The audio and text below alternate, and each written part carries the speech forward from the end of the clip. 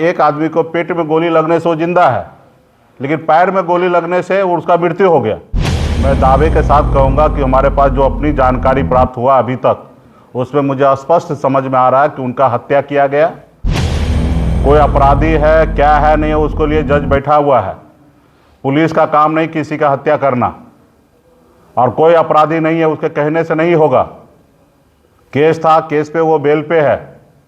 अगर बहुत बड़ा अपराधी होता तो शायद वो जेल में होते। उसको अगर गोली लगा पैर में तो उसको सही से उपचार होना चाहिए, इलाज होना चाहिए।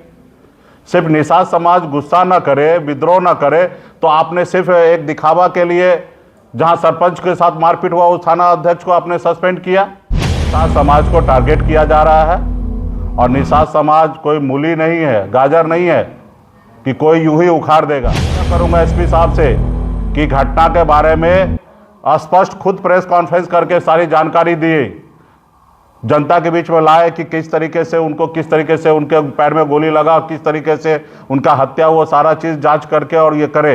हम लोग जो देख रहे हैं इसमें उनको इनकाउंटर नहीं किया गया है, हत्या किया गया। मुजफ्फरपुर पहुंचे वीआईपी सुप्रीमो पूर्व मंत्री मुकेश सहनी ने पुलिस एनकाउंटर में मारे गए एटीएम फ्रॉड गिरोह के सरगना पप्पू सहनी के मौत पर उठाया सवाल। कहा कि पैर में गोली लगने पर मौत हो गई और जिस पुलिसकर्मी के पेट में गोली लगी है वो अभी अस्पताल में इलाजरत है। मुकेश सहनी ने इस पूरे प्रकरण को संदेहास्पद बताया और कहा कि मुजफ्फरपुर में लगातार निषाद समाज को टारगेट किया जा रहा है। उन्होंने पप्पू सहनी के मौत को हत्या बताया है और एसएसपी से मांग किया है कि इस पूरे घटनाक्रम की पूरी जानकारी प्रेस कॉन्फ्रेंस करके उन्हें देना चाहिए। मुकेश सहनी ने कहा कि इसी मुजफ्फरपुर के बड़गांव में पुलिस ने सरपंच को बेरहमी से पीटा, उनके हाथ तोड़े गए, सैकड़ों लोगों पर झूठा मुकदमा दर्ज किया गया। जब समाज में आक्रोश बढ़ने लगा तो थाना अध्यक्ष को सस्पेंड कर दिया गया, लेकिन जिनके ऊपर झूठा केस किया गया है प्रशासन उसके लिए क्या किया है। उन्होंने कहा कि मुजफ्फरपुर में निषाद समाज असुरक्षित है और लगातार टारगेट उन्हें किया जा रहा है। फेक एनकाउंटर में हत्या की जा रही है। उन्होंने पप्पू सहनी मामले में कहा कि इस पूरे घटनाक्रम की निष्पक्ष जांच होनी चाहिए। पुलिस का काम है अपराधी को पकड़ना, न कि सजा देना। उसके लिए कोर्ट है। आगे सुनिए कि मुकेश सहनी पूरे प्रकरण पर क्या कह रहे हैं। देखिए, खास करके मुजफ्फरपुर में पुलिस प्रशासन के तरफ से आए दिन कुछ न कुछ घटना हो रहा है।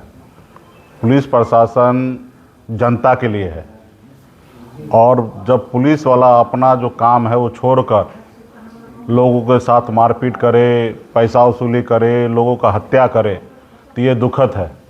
तो मैं आपके माध्यम से एसएसपी साहब से मैं आग्रह करता हूं कि ये जो खेल आपके प्रशासन कर रहे हैं उसको रोकिए, क्योंकि नहीं तो समाज में विद्रोह होगा और इसके लिए आपको बड़ा जवाबदेही आपको तय करना पड़ेगा। अभी आपने देखा कि किस तरीके से एक जनप्रतिनिधि सरपंच को किस तरीके से मारा पीटा गया, सिर्फ पैसा उगाही करने के चलते। उसके बाद समाज ने आक्रोश हुआ। पहले तो उनको बचाने का कोशिश कर रहा था, जब समाज का दबाव हुआ तो उस जगह पे उनको सस्पेंड किया गया। लेकिन एसएसपी साहब कहेंगे कि 45 आदमी का नाम जो केस में है उनका नाम वापस लिए, 200 अज्ञात है उनको अपने नाम वापस लिया, या जो उन्होंने जो गलत किया उसके लिए उसके ऊपर कोई कार्रवाई आपने किया? नहीं किया। अभी आपने जो घटना एक आपके सामने में आ रहा है कि एक अपराधी को इनकाउंटर किया गया, दरअसल वो इनकाउंटर नहीं है, वो हत्या है। मैं दावे के साथ कहूँगा कि हमारे पास जो अपनी जानकारी प्राप्त हुआ अभी तक, उसमें मुझे स्पष्ट समझ में आ रहा है कि उनका हत्या किया गया, और सिर्फ वो समाज में विद्रोह ना हो इसलिए उनको शांत करने के लिए थाना अध्यक्ष को सस्पेंड किया गया। पहले तो इनको बचा रहा था। 17 तारीख को आप बताइए, एक आदमी गिरफ्तार करते हैं और एक आदमी को पेट में गोली लगने से वो जिंदा है, लेकिन पैर में गोली लगने से उसका मृत्यु हो गया। आपने उसको क्यों नहीं प्राइवेट हॉस्पिटल में इलाज कराया? सही से उनको खून क्यों नहीं उपलब्ध करा पाए? और इस तरीके से जो हो रहा है वो कहीं ना कहीं सही नहीं है। मैं एसएसपी साहब से आग्रह करूंगा, मेरा अभी सीधा आरोप मैंने नहीं लगाया, लेकिन जो जनता के बीच में से निकल के आ रहा है वो मैं आज बात रख रहा हूं कि यहाँ पे कोई अपराधी है क्या है नहीं है, उसको लिए जज बैठा हुआ है। पुलिस का काम नहीं किसी का हत्या करना, और कोई अपराधी नहीं है उसके कहने से नहीं होगा। केस था, केस पे वो बेल पे है। अगर बहुत बड़ा अपराधी होता तो शायद वो जेल में होते। कई सारे लेकिन हाँ, आरोप लगते हैं, लेकिन ये काम जो है पुलिस का काम नहीं कि इनकाउंटर करने का। पुलिस का काम है उसको अरेस्ट करके उनको जज के सामने पेश करना। जज साहब का काम है उनको सजा देने का, ना ही कि पुलिस का काम है किसी का हत्या कर देना, झूठा ये लगा कि वो अपराधी है, ये है वो है। ये पुलिस का काम नहीं है। उसको अगर गोली लगा पैर में तो उसको सही से उपचार होना चाहिए, इलाज होना चाहिए। सिर्फ निषाद समाज गुस्सा ना करे, विद्रोह ना करे, तो आपने सिर्फ एक दिखावा के लिए जहां सरपंच के साथ मारपीट हुआ उस थाना अध्यक्ष को आपने सस्पेंड किया, प्रभारी को सस्पेंड किया, तो ये साफ स्पष्ट हो रहा है कि निषाद समाज को टारगेट किया जा रहा है। और निषाद समाज कोई मूली नहीं है, गाजर नहीं है कि कोई यूं ही उखाड़ देगा। अब निषाद समाज जागरूक हो गया, गरीब पिछड़ा दलित सभी लोग जागरूक हो गया, सोशल मीडिया का समय आ गया। मैं आग्रह करूंगा एसपी साहब से कि घटना के बारे में स्पष्ट खुद प्रेस कॉन्फ्रेंस करके सारी जानकारी दी, जनता के बीच में लाए कि किस तरीके से उनको, किस तरीके से उनके पैर में गोली लगा, किस तरीके से उनका हत्या हुआ, सारा चीज़ जांच करके और ये करे। नहीं तो आने वाला समय में समाज काफ़ी चिंतित है, आक्रोशित है, और इसके लिए जिला प्रशासन को जवाबदेही लेना पड़ेगा। भविष्य में इसके लेके बहुत बड़ा कुछ होगा तो इसकी जवाबदेही जिला एसपी को, एसएसपी को लेना पड़ेगा। मैं यही आग्रह करने के लिए आया हूँ, क्योंकि हम लोग जो देख रहे हैं इसमें उनको इनकाउंटर नहीं किया गया है, हत्या किया गया। और ये हत्या पुलिस वाले का काम नहीं है कि हत्या करना। तो इसलिए अभी हमारा आग्रह है कि इसको सही से जांच करें। बड़ा आरोप आप लगा रहे हैं, 20 सालों में पहली बार हुआ है कि नीतीश कुमार जो है वो मुख्यमंत्री तो है लेकिन गृह मंत्री नहीं है। पहली बार बीजेपी के हाथों में कमाने गृह मंत्रालय। देखिए, नीतीश कुमार जी अस्वस्थ है ही नहीं तो क्या राज चलाएंगे।